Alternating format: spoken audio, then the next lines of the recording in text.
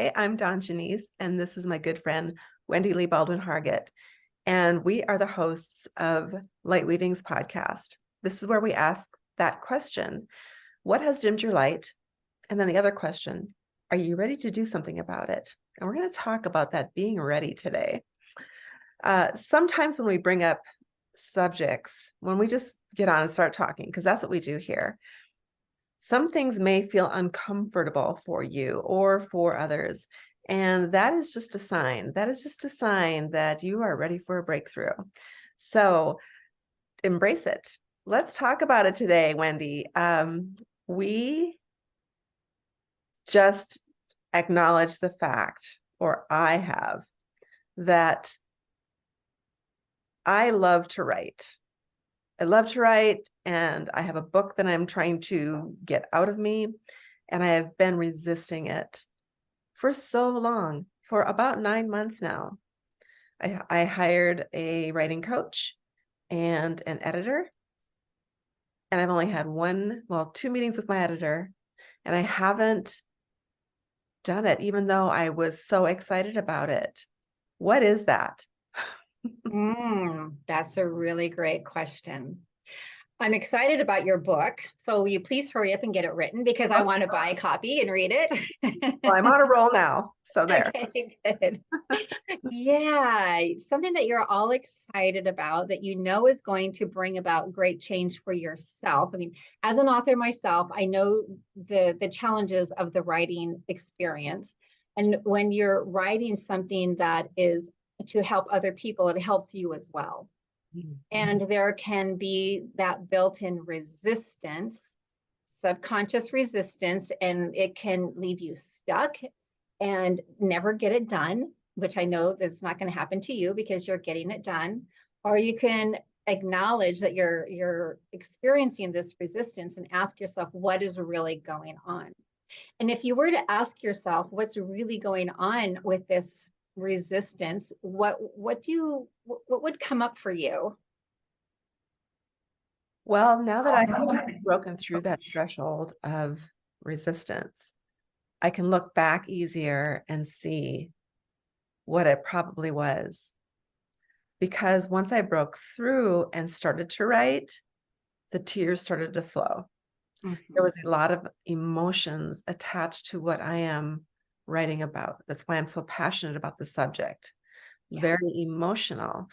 And it's painful. It's physically, but emotionally painful to bring it out and get it out of my body. It is a detox because it's in there, it's in me, and it wants to come out, but I'm holding on to it for a lot of different reasons.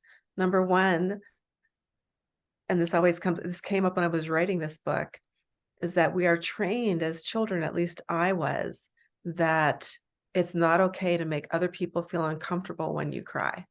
It's not okay to cry out loud. I was sent to my room. I was told nobody wants to see that, or that's ugly, or whatever it is. All the things that I didn't want to be. I didn't want to be shunned. I didn't want to be isolated, and I didn't want to be ugly. So it's attached. Crying is sort of attached to that for me. And once I realized that and was able to verbalize that, I could unattach it because it's just nonsense. I'm an adult who can go, no, it's not anymore. But first I had to realize the childhood attachment to it and then release that. So that is one of the reasons for me. Another was maybe I had more experiences that I had to experience before I could put all of the pieces together, the missing glue, perhaps. And I have experienced some of that missing glue, and now the pieces are falling together. But I also realized that if I would just write and see what my thoughts are, I could recognize the glue. So I know that's sort of my writer's talk, and I hope you can all relate to what I'm saying, or I hope you understand what I'm saying if you don't relate to it. But that resistance that was part of it. For me, also resistance is a fear of success.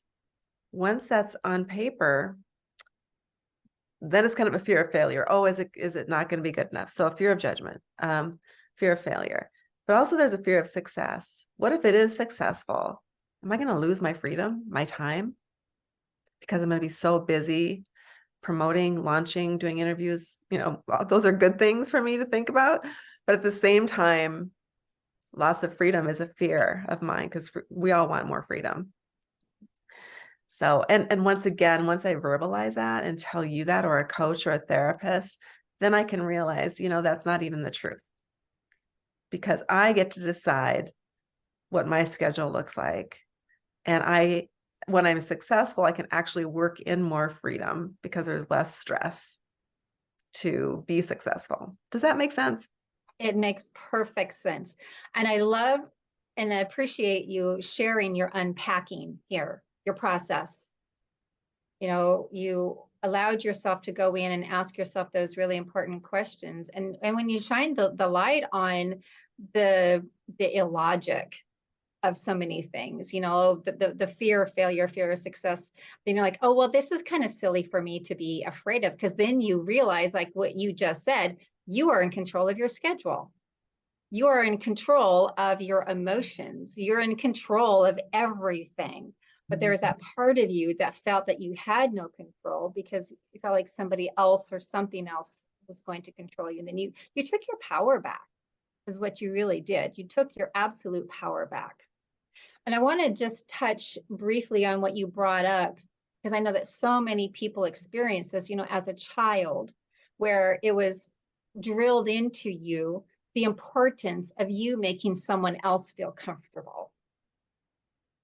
It's like, how dare you cry and make me feel uncomfortable, And as an adult, honey, you get to cry and it doesn't matter who you make uncomfortable. That's their problem.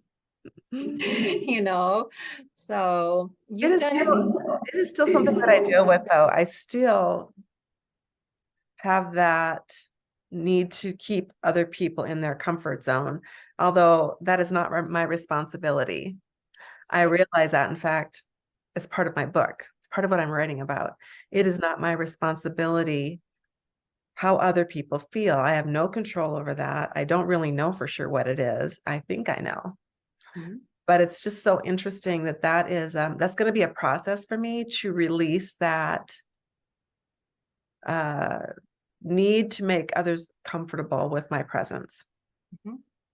Wow. Whatever that presence is, even if I'm I've been told before that I am just too happy. I've been told that too. Seriously. Like, really? Okay. I was told once that nobody's that happy. I don't believe it. I'm like, wow. Yeah. That's sad for that person. Yeah.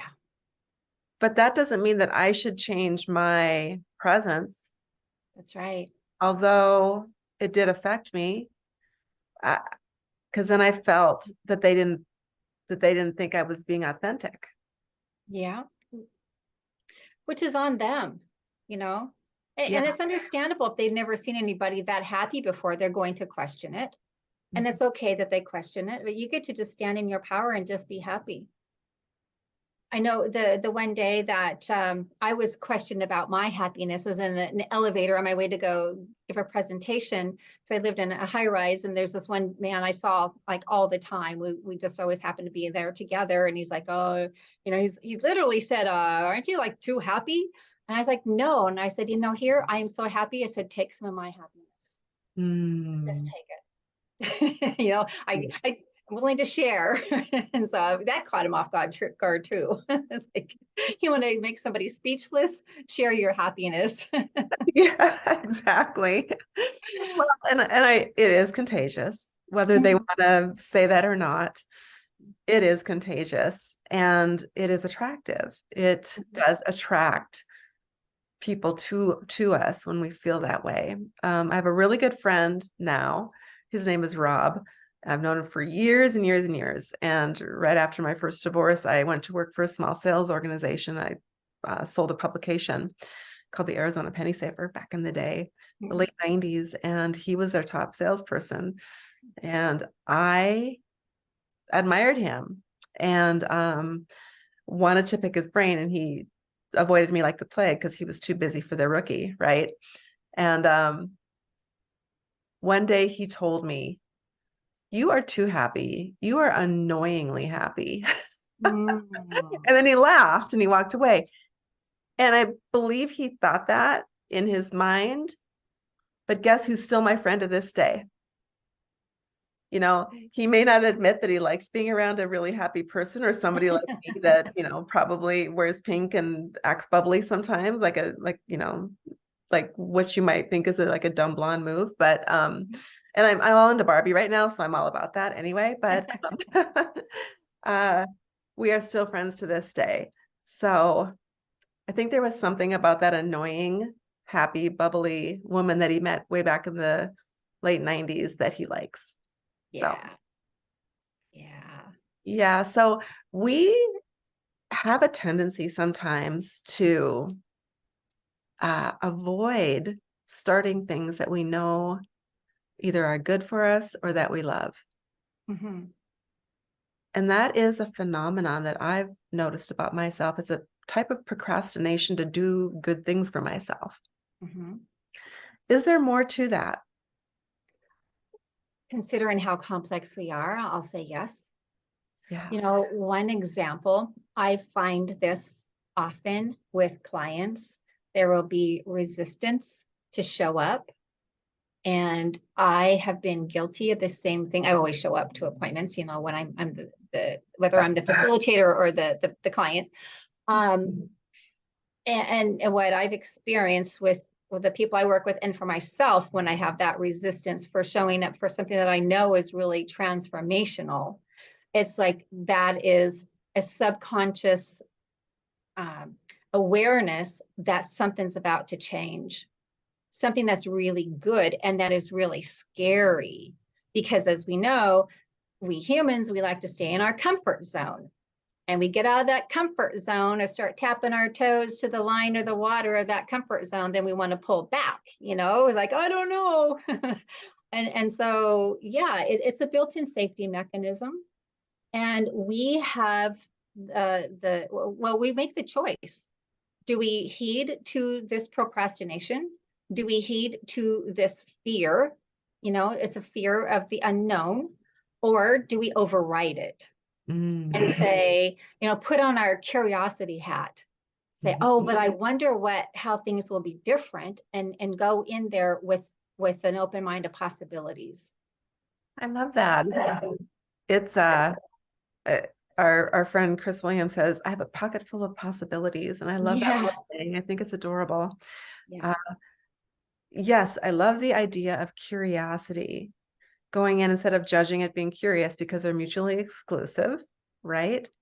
And then that resistance to change because of a comfort zone of the same thing actually isn't very comfortable, or we wouldn't be at the place where change is possible. Right. It's not, we're probably miserable in that what we're calling a comfort zone, Mm-hmm. actually more comfortable on the other side once we get through. Yeah. I have another question for you, if you've ever experienced this. And I know we've talked about this before, so I think you have, but for me, it feels like I see, at least this is what my body tells me, and this is part of my resistance, I believe, is that right before a big level up, there is a tough time. There is a big challenge. It's like climbing up the mountain. I'm hiking up a mountain. At the very end, to get to the peak, it's extremely steep and rocky. It's really hard to get up. So it's a little more challenging. So I've heard it called dragons at the gate. Mm. And so I wonder if sometimes reaching for that next level or that big thing that we know is going to be good for us is like a memory of the dragons at the gate. Mm. Could be. I love that expression, dragons at the gate. Yeah. You can either let the dragons hold you back, or you can slay the dragons and move forward, or however you want to look at it. But it's true. It does seem like that often happens. And I question, is it hard before we up level because humans, we love to struggle? Mm. Or, because I've heard other, spiritual teachers and whatnot say, well, we can ask for the next level to be with grace and ease. Mhm. But it's also, I've used this analogy before, or is it because we appreciate it more because of the struggle? Kind of like the chicken coming out of the egg. The chicken has to struggle to get out of the egg because it makes them stronger. So is a part of the up leveling, is it harder, more painful because it's making us stronger? Kind of like, you're a bodybuilder, you got to work through the pain and then you get to that next level. Mhm. Personally, I'm tired of struggling. I'm ready to go to the keep going up the levels without it being painful. Because you kind of reach a certain point that it's like, okay, I get it. Well, I want to unpack what you just said. I'm tired of struggling because struggling makes you tired. I mean, that's just kind of like it's a vicious cycle. It catch 22. It is. It's a vicious cycle. So if you're tired because you're struggling, then break through. Yeah, Break stop through, struggling. yeah, break through the threshold and move forward. And I'm telling myself this as well as every one of you out there. But I also want to throw out there another idea that I have, or a thought that came up when you were talking, Wendy, and that is the fact that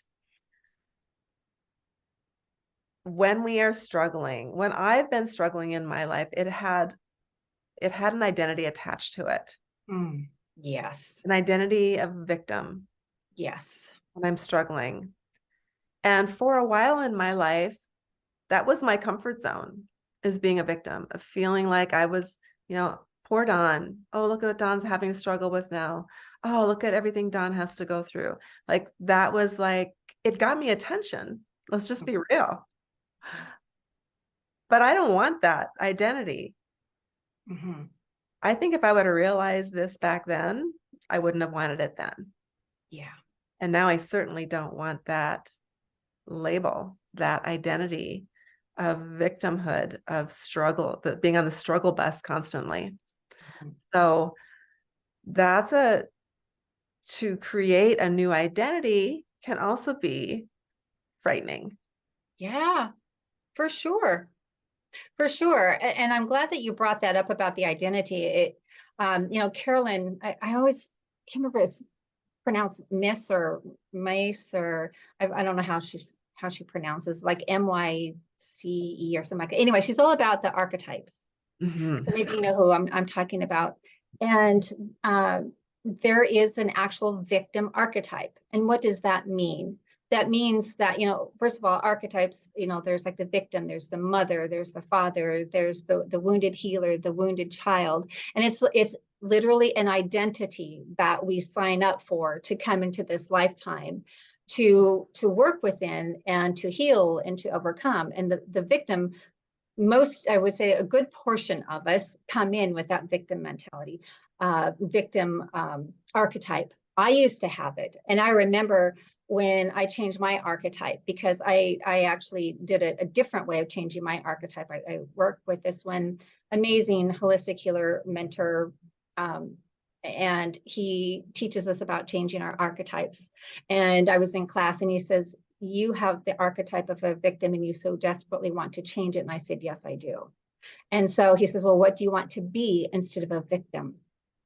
And so you get to ask yourself, what do you want to be? Who do you want to be instead of a victim? And for me, what resonated for me was a peaceful warrior. Love it. I've shared that with some people and they're like, no, you don't want to be a warrior. It's like, yeah, to me, a peaceful warrior is somebody that is continuing on in a peaceful way. You're not with the swords kind of warrior, but I know what it means to me. Yes. And so that is our identity is really important to recognize. And yeah, you get to decide, who do you want to be? I love that. And we talk a lot about the being Yeah, we get to decide who we want to Yeah. be. And isn't that exciting? And it doesn't matter how old we are. We don't have to be like just going out into the world at 18 years old. Oh, we get to decide who to be. We can do that at any age, even at the tender young age of 63. In 60, we get to do that every day. Yeah, We we get do. to ask us, yeah, every day we get to say, who do I want to be today? Isn't that great? It's like every morning is a new life. Yeah, it's a fresh start. Yes, my sleep coach actually is the one that taught me that. It's Mm, it's a new life every morning. love that. It's an exciting way to look at a day. It's my new life, and I get to create and be Hmm. who I decide to be. Hmm. Yeah. There's a support group that I'm in that talks about that. It's Just for Today is the poem that you read. And one of the stanzas in it is, today I will not speak harshly to anyone. I will not say a negative word, and I will be kind and gentle all day, just for one Mm. day. Wow, that is beautiful. It is. It's just one of the lines in that poem, and it's got a lot of deep meaning to it. Mhm. Every word in that does, because every moment of every day we get to decide who we're being. And back to the resistance of doing things that we love and are wanting to do, and we know is going to help us grow and be more successful. Do you think, Wendy, that part of it is a built-in punishment that we have? That is a really good point because, again, I'll use the word most of us. We have some sort of a built-in self-punisher. Yeah. That starts from our childhood when we were punished, and we create an aspect of ourselves that continues to punish us when the original punisher is no longer there. So do you think because if while I'm doing this, is it because somewhere in me is still that limiting belief that I don't deserve to have joy in my life? Oh, for sure. Absolutely. Yeah, because if you fully knew, believed, lived in that you deserve the joy, then you would be living that joy completely, without question. You wouldn't even question it, would just be a way of being. I believe that it's possible to rewire our brains to create a new reality and a new belief system, but I do think it takes time. It's absolutely 1,000,000% possible. I mean, science backs this up. This isn't some woo-woo stuff. This isn't just Dawn and Wendy, conjecture. This is real. Yeah, we absolutely have the ability to rewire our brain. And we get to start doing that by recognizing our thinking process. We get to start acknowledging what our belief systems are. Yes, I I think you're frozen. At least it's a beautiful picture of you. There we go. Oh, am I still frozen? You're not frozen anymore. I'm glad you're back. Okay. Whew. Like I said, it I'm, was a good frozen picture of you, though. You look great. oh, good. Not some dorky look. Yes, I believe we can rewire our brains, and it is a process and there's ways to do that. We can get into a meditative state, and we don't have to sit a certain way or say a certain thing, but we can just sit and try to clear our minds as best we can, except for maybe a mantra. Maybe we create a mantra of who we are and how we feel about ourselves and who we are going to be that day. Mhm. It creates a neural pathway, and I've also thought about recording a mantra and being able to play it throughout the day so that I don't forget. I just like set an alarm and then play the mantra so that I remind myself all day long of what I want to create in my brain. because that's what we're doing. It's science. We're creating neural pathways. And feelings, when we have a thought that creates a feeling, then we create a belief from that. And that carves a little path in our brain that our wheels can fall into very easily. So I'm reading, obviously, you can probably tell I'm reading Joe Dispenza's book, Becoming Supernatural, right now, because it's all in there. It's a brilliant book. It's mysticism and science blended together, because they really do blend together in real life. Yeah. And it's fascinating. So even when we've experienced deep trauma, which we have, you and I both have, and I know a lot of you out there listening have, when we think about those memories, we experience the emotions again. And I can tell you firsthand that that is the truth. Experiencing those emotions again and again and again makes deep grooves in our neural pathways. Yeah. And those feelings cause stress. Those beliefs cause stress in us, which at a low level constantly will cause disease and make our bodies break down. Yeah.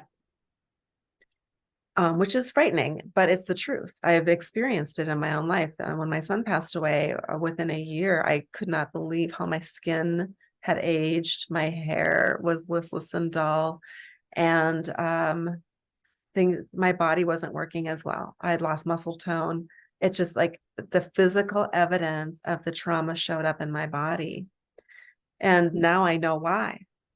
Yeah. Now I know I was reliving the memory of what my son went through and his death, and what that felt like, over and over and over again, torturing myself, really, and then causing that to live in my body and wreak havoc. Yes. Yes. I understand exactly what you're talking about. I had a similar experience the last 2.5 years dealing with my dad.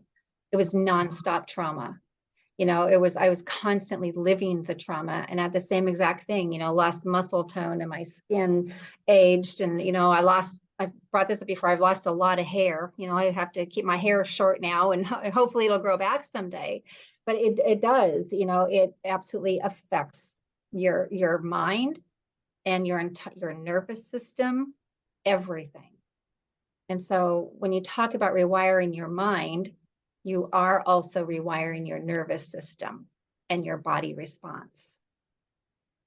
Yes, and I know we all want to feel better, look better, be better, live a nice, long, healthy life and a happy life. And it is possible. So some of the resistance that we're talking about today is from that old wiring. It's from those neural pathways that will eventually, over time, fill back in, and the new, more positive ones will be the road that we are on. So that is getting a little bit deeper into this subject, but it's fun to talk about. It's fun to learn about. And at first I was like, the first time I heard all this, I was glazed over. The first time I heard Dr. on YouTube, I was like glazed over going, what? Okay, next. And then the next time it made a little more sense. And then next time I recognized some of the words and I believed them. And then it does, after a while, become easier to absorb. And now I'm like soaking it up like a sponge, because it's so fascinating to me. And I recognize myself in the stories. I think we all do, because we are all having this human experience where we're learning how to become supernatural. Yeah. I have his book too. I haven't had a chance to finish reading it. I start to read like 5 books at a time and I get sidetracked and Me too. And I wonder, is that resistance? Is that resistance to finish a book? Well, that's a good question, because oftentimes, you will get to a book when you're ready to absorb what it is sharing. And sometimes we just get distracted and forget, like right now, I'd probably have to start over. But yeah, there is something to that. You have to be ready to receive what is in the message. And I'm with you. I'm a Joe Dispenza fan too. You know, he's on YouTube, and he's just, you know, since we're both a little bit geeky with the science and everything, it's yeah, it's really, it's awesome information. Yes. And I'm a proud science geek, so that's okay with me. Yeah. So when we're feeling resistance, we have tools at hand to utilize to figure it out, just to like get it out there and take a look at it and either laugh at ourselves, you know, go, no, that's not true. Or, you know, find the glue that goes in between and figure out the why. And one of those, it's the easiest tool that I have at hand. And because, you know, it may not be readily available as it used to be, but pen and paper, Yes. sit down and write. If you don't have a journal, find something else to write on. The back of a piece of mail, that kind of paper we still get. So write it out. Why am I resisting writing today? What is it that is causing this? What don't I like about writing? What do I like about writing? You know, is it my topic? Is it my state of mind? Is it not what I want to do, really? Or is it what I want to do? And why? Why is it important to me? What will come of it if I do this thing? So those are just some ideas of prompts that we can use. We use guided journals for that. We can use oracle cards that can help us. Oh, look, it kind of matches my background. It's a mom. Yeah, it does. Hey, we're all kind of on that, but there we are. Love it. And I love this deck. This is Love Who You Are, an oracle deck by Angie Sullins and art by Silas Tobal. And it is like my favorite deck. So it's a great one. I highly recommend it, but it's simple. The book is phenomenal. The artwork is gorgeous. There's a lot of humor in it, which I enjoy. But oh yeah, and then the cards in the back actually do match my background. They are butterflies. So love it. Yeah. But pulling an oracle card is a really fun way to sort of figure ourselves out. And if we're resisting and we don't know why, maybe this is a way for the universe to tell us why. Yeah, for sure. Absolutely. Yeah. I'm 100% with you on the journaling and asking the questions. And I'm just going to throw one more a possibility for the resistance. I have found that sometimes when I'm resisting something, it's because I'm exhausted Mm, and I'm pushing myself to do more than I should be doing at this time. When in reality, what I should be doing is resting and regrouping. I like that. That's true. It's true. We think we should go, go, go at all times, every waking hour of every day, but that's not reality, especially if we have our own businesses. Yeah. We don't have a clock in time and a clock out time, and boo, we're free, you know. Right. Although we can create that, we get to decide. I will work on my businesses from this time of day to this time of day, and I get these days off just to do nothing if I want, because my body may need just to rest. Yeah. Yeah, for sure. So sometimes listening to that resistance I'm hearing you say is what we should be doing and believing it. Yeah. So there's a lot of different reasons why we resist. I don't think writing, my resisting writing had anything to do with needing rest. I think it had more to do with all those fears that I talked about earlier. And so here's how I broke through with my writing. I listened to a video that had a structure. There's a set of videos that I run across, and it's about writing. Of course, you can look that up. You can find it all over YouTube. And she broke it up into less than 5 minutes per video. And there was 6 of them for a week. And so, and they were encouraging ideas about how to write a book. And so I started with that. It was a support system that I found on my computer for myself. And I found it. And now it's like a virtual coach. Beautiful. And so the first thing that I did was I listened to an actual coach of mine say last week, what is your intention for this week? What would you like to accomplish? And I wrote down, I want to create the framework for my book. A framework is a container, an outline, if you will. And so that was my intention all week long. I knew it was.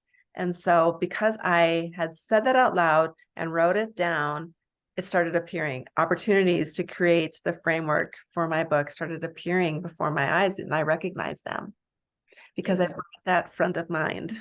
Yeah, you set the intention and that cleared the pathway. Yes, and it was a simple intention. The intention was, I'm going to write my book this week. The intention was, I'm just going to find a framework. Right. And that for me is really important, to have a container. It's got boundaries, it's got a certain amount of space, and it's not hard to fill. Right. You're chunking it down into manageable pieces. So it's not so overwhelming. Exactly. Bingo, Wendy. You just said it. That is exactly the truth. So chunking it down into manageable pieces is a way to break through resistance. Yeah, it absolutely is. It's just human nature when you see this giant task to shut down, because you can't process, you can't see the how it's going to unfold. And yeah, it's just a coaching trick. Chunk it down as small as you need to. And everybody's small is individual to them. Yes. Yeah. In sales, we used to say, when we were talking about dollar amounts, reduce it to the ridiculous. And then it is palatable. It seems easy. It seems like, well, that's a no-brainer to pay for. Exactly. Yeah. Yes. And so, okay, I found a container. I filled up, I put some bullet points in there, and I was like, okay, there's my framework. And I started. All I did was start with the first part of the framework. As I started working, I have been able to tweak it a bit, the framework, and see, okay, so this makes more sense now that I've started. Now I'm on a roll and my brain is working along those lines. I can see into the future how the pieces fit together better. There is a German lady that I watch on YouTube, and she says together. So I think that's cute. Yeah, she's so cute. But that is a great tool. Thank you for that, reducing it down to bite-sized pieces. What other tools can we suggest to help counteract resistance to things that we know that we need and that are good for us? One of my favorite tools for getting myself over that hump of resistance is to set my timer for 28 minutes. It's less than half an hour. I can do this for less than half. And this is something that I share with my clients too. And they're like, oh, okay. And it works. It really does work. So, because it does something to your brain. I know other coaches say, oh, 32 minutes. Other coaches, oh, an hour and a half. It's like, for me and my brain, if I can do something for 28 minutes, yeehaw, And I love that, like, random kind of number, 28, not 30, not 25, but 28. Right. Yeah, exactly. And then when your timer goes off after 28 minutes, if you want to continue with the task, you absolutely can. And if you've had enough, you've just done your quota for the day, then you get to feel really good about yourself that you put in that amount of time and that effort, and you get to move on. Great. I love that.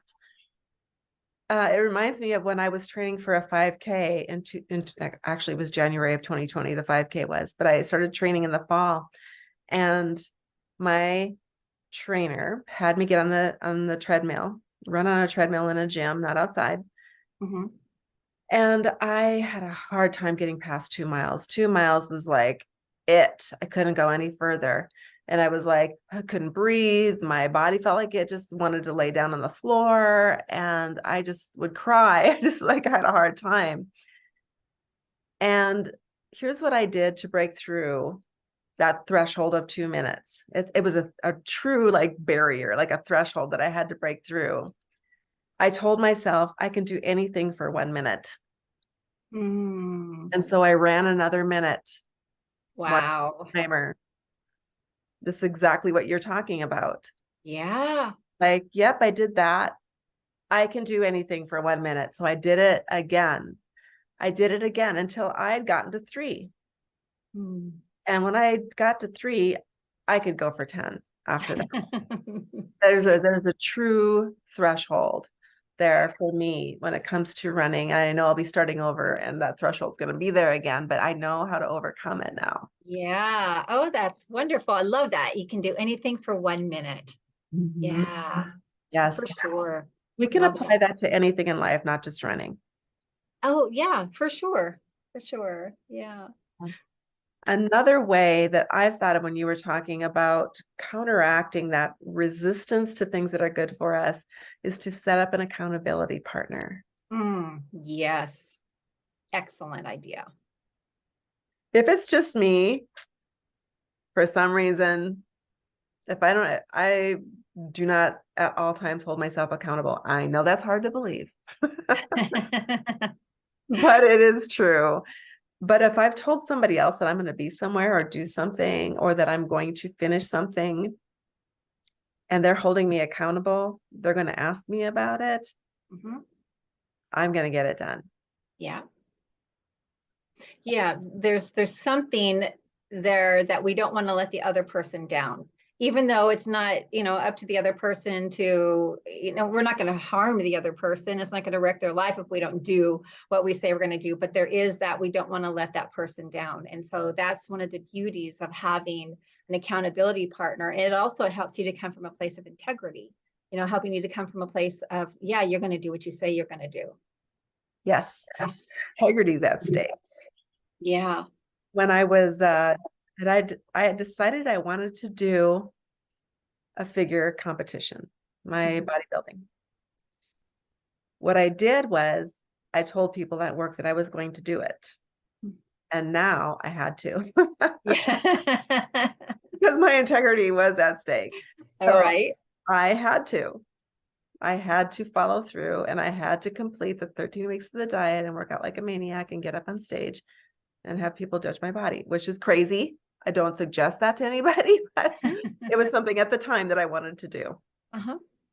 So yeah, it does help us follow through if we tell somebody or have an accountability partner. Mhm. So those are just some tools. Although, when I think about that, Wendy, it's like, why would I want to lie to myself? I'm the most important Mm. person here. There you go. Bingo. Yeah. We cannot trust others unless we trust ourselves. Yeah. I always say those that don't trust can't be trusted. Mm. Love that. So how do we build trust in ourselves? We follow through on what we tell ourselves we are going to do. That's right. Yeah. Keep showing up for yourself. I can tell you, since I started doing what I said I was going to do this last 4 days and writing Mhm. every day, Uh-huh. my goal is to have this book, this manuscript, close to complete in 12 weeks. Okay, I'm going to hold you to it. All right. And I just told the whole world. I just told There the you did. whole world. Okay, here we go. I didn't just tell you, Wendy. All of you out there listening, All right. Um, but once I did that and I actually started doing it and following through, I feel so much more confident. Mm. I feel calm about my life. I feel a sense of accomplishment. All those things add up to joy. Yeah. And it's just 4 days of writing. Yeah. of actually doing something that I know is good for me and that I enjoy. It's also you stepping into living more of your purpose. You know, part of your purpose is to share that information within your book to help people to transform their lives. So whenever you're living in your purpose, it feels amazing, like you just described. And that's just going to prompt you moving forward. Absolutely. Yeah, we both have coaching programs that do just that. Mhm. Yes, we do. Mine is actually called The Journey to Joy. And there's a lot of accountability built into it because you are working with a coach. Mhm. And a framework container, as we spoke of earlier, Mhm. to get there. And, you know, chunking it down into bite-sized pieces is also there. Yeah. And there are thresholds. There are thresholds that we can do anything for just a minute. Yeah. All of that is in both of our programs. So for those of you out there listening, we are available. And I think both of us are willing. I'm speaking for myself, but I'm definitely willing to provide a free session for any of you out there to see if we would work well together, because that's not always the case. Not everybody is meant to work with me or me with them. But if we are, then I'm willing to. But regardless, I'm willing to give you a free session. And I know I usually charge $100 for my first session just to check it out. But I'm willing to put that offer out there for any of you that are looking to work with a coach. Wendy, you've got some programs going on right now in your group, don't you? You've got, I know that you're doing lives. You have an amazing group where information is readily available at all times. Yes, thank you. I do. It's on Facebook. It's Align with Joy Circle. I go live almost every single week and just share tidbits, ideas, insights, uh, thought-provoking things that people just don't even know about themselves. I like to sometimes stir the pot a little bit just to get people thinking. And it's all good. Yes. And I have my coaching programs and I give consultations. I don't give away free coaching, just so that people do know that. But yeah, there's all kinds of resources, and I have some resources on my website as well. Excuse me. I just want to throw in one more little tool that I use, and it sounds really silly, and that's applying a lot of butt glue. So like Excuse butt, me? butt, butt glue. So, Okay, please so explain. yeah. So like when I was writing my book, there was all kinds of resistance because it was bringing up a lot of painful past. And honestly, I had to do a lot of healing to continue writing my book. So it was very cathartic. Um, and butt glue doesn't always have to mean you have to have your seat planted in the chair. But I had this visual of like this 55-gallon barrel, like an oil barrel or a gas barrel or something like that. Have you ever seen one of those? I grew up in the day when those were burning barrels. When they got empty, you put your trash in there and you burn it.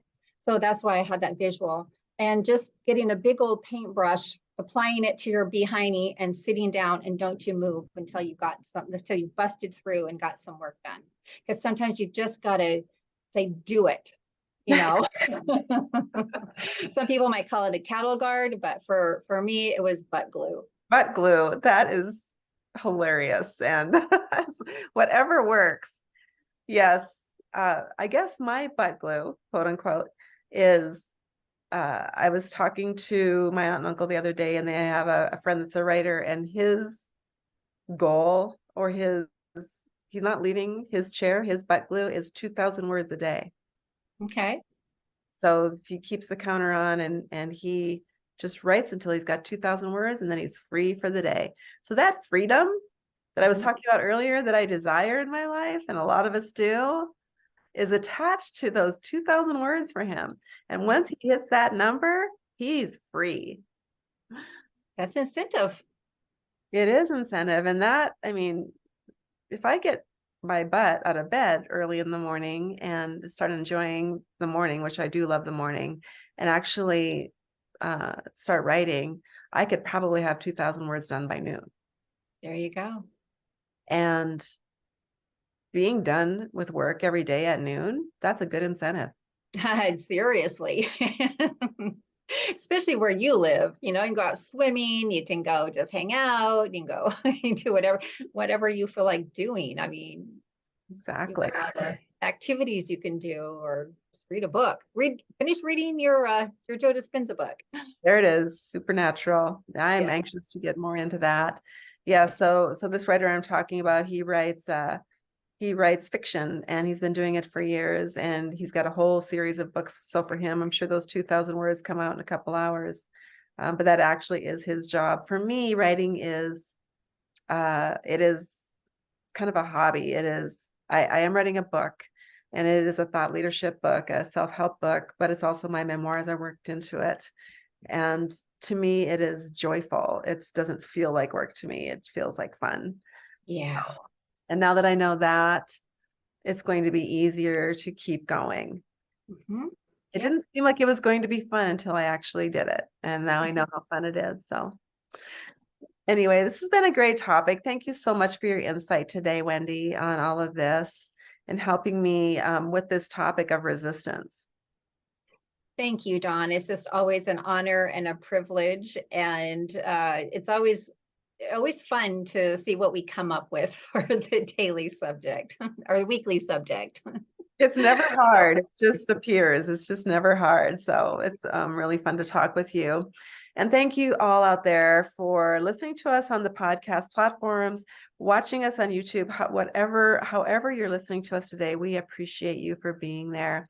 If you would please subscribe to this podcast channel, it helps us help others. And so we appreciate you for doing that, and do share with anybody that you think would benefit from what we're talking about, or whatever. Please share. We appreciate that. Thank you, Wendy.